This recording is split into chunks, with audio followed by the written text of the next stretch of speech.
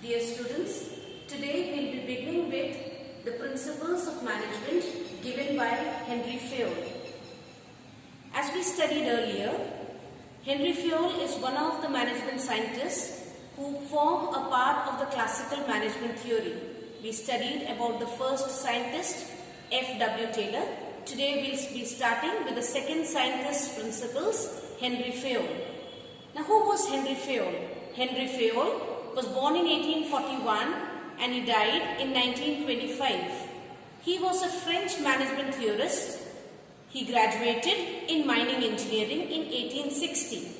He was also the first to identify the four functions of management, namely planning, organizing, directing and controlling.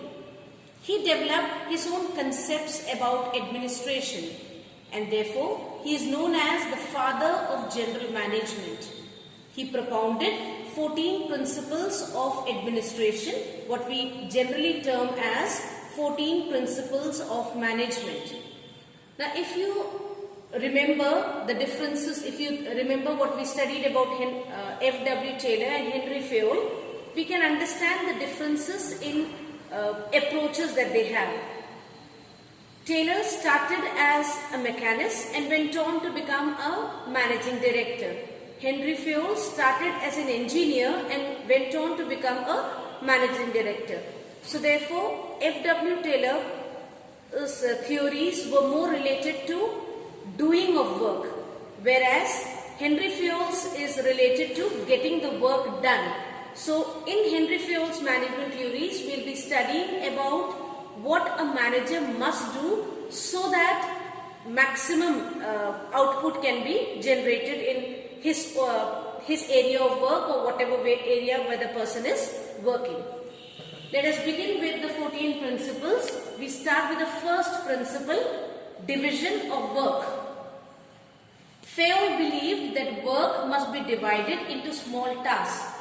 He was of the belief that the entire work cannot be together, or one person cannot do all work, and therefore the work must be divided into small parts. The person who is supposed to do the work or the task must be trained in doing so, or he must be made an expert, because Fayol believed that training leads to specialization, and specialization, we all know, leads to efficiency. This particular principle of management given by Henry Fayol is similar to functional foremanship, because there also the work was divided into different parts, and each the 8 people who were there in charges, they were experts in their own field. So the same theory is being proposed here also, that the work must be divided into small tasks and the person who is performing the work must be trained so that he can be specialized in doing work. For example, a company must have separate departments for production, sales, HR. Everything cannot be done by one person. So separate departments should be there.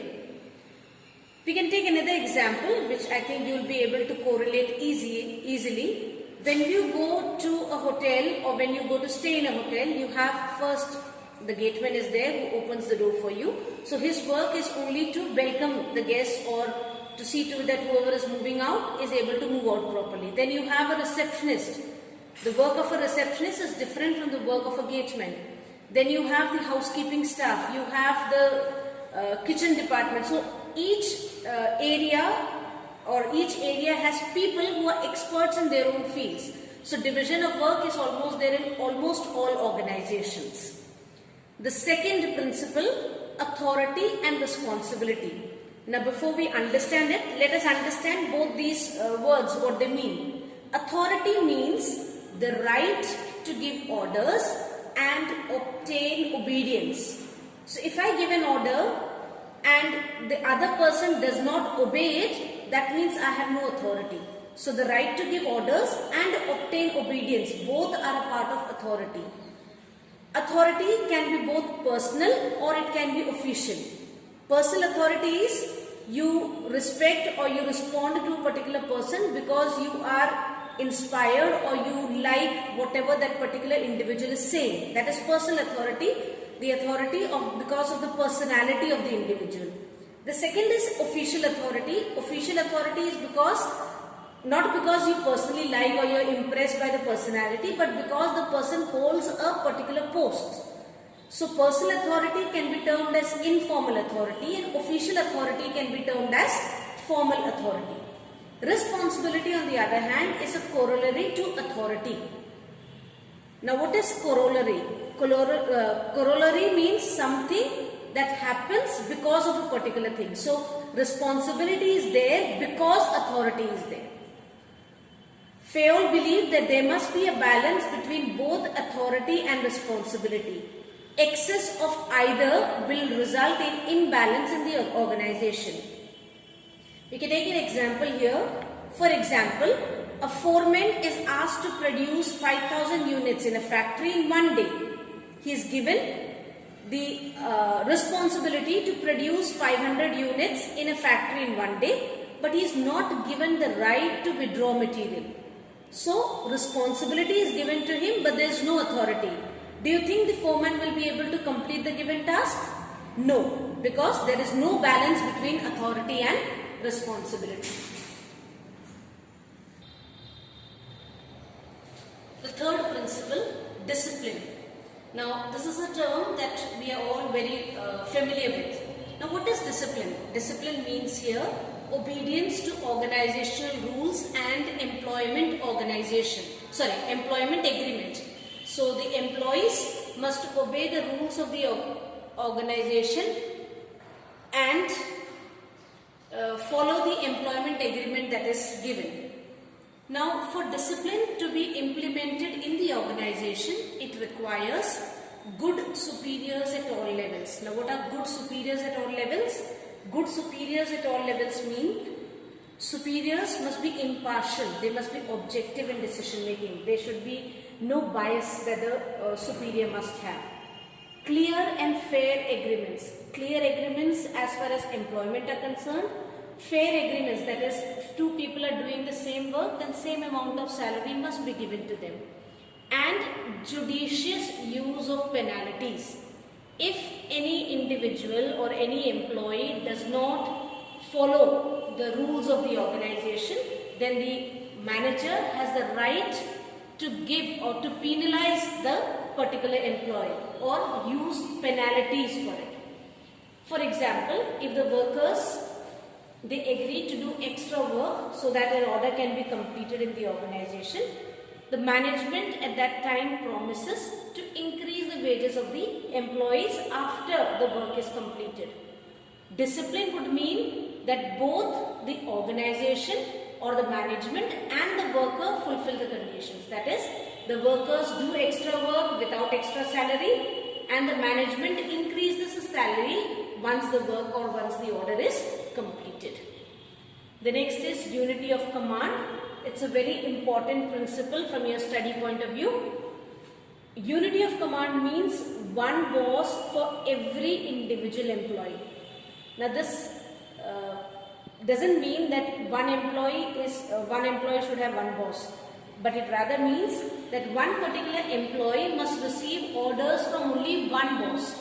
If an employee receives orders from two bosses, it is termed as dual subordination. Now dual subordination will always lead to confusion.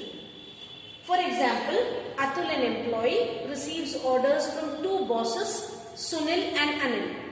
Now Atul here, if he is a person who is very interested in doing work, he may get confused as to whose order is more important, especially if the orders are contradictory. On the other hand, if Atul is a lazy worker, he can either follow Sunil's order or Anil's order, or he can follow neither Sunil's order nor Anil's order, stating that because I received orders from two bosses, I didn't know whose order to follow, and therefore I decided not to follow any individual's order. So unity of command means one employee must receive orders from only one boss. Because if two people order the same individual, then confusion is bound to occur. Unity of direction. Now unity of direction means all units of the organization should move to achieve organizational objective. So that means one head, one plan. That is, every department must have the plan in such a manner so that the organizational objective can be achieved. For example, a company manufactures books as well as clothes. Now these are two different departments. Unity of command says that there must be separate divisions for books and separate division for clothes. Just because the company is one doesn't mean that you can have one division. They must have separate divisions. Only then the book department would be able to achieve their organizational objective, and the clothing department or the clothing division would be able to achieve their own objective. The sixth principle, remuneration of employees. Remuneration, what we call as salary, wages, etc. Now, overall pay or the payment that is done to the employees must be fair both to the employees as well as the organization. Now, to the employees, the wages must be fair wages. It should be within, you can say, what is normally the norm in other industries of the other units of the same industry. That amount of wages or fair wages must be given. It must be fair enough so that the employees are able to maintain a reasonable standard of living.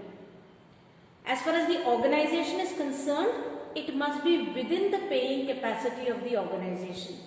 A new organization cannot pay as much as an old organization can, because the old organization has earned enough profits, it has more amount of resources. A new organization is just beginning, so they cannot pay as much. So when the organization wants to give salary to the employees, it must not only keep what the employees are wanting, but it must also remember that what is its own paying capacity. If the organization is able to pay, it should. If it is not able to pay, it should reach an understanding with the employees.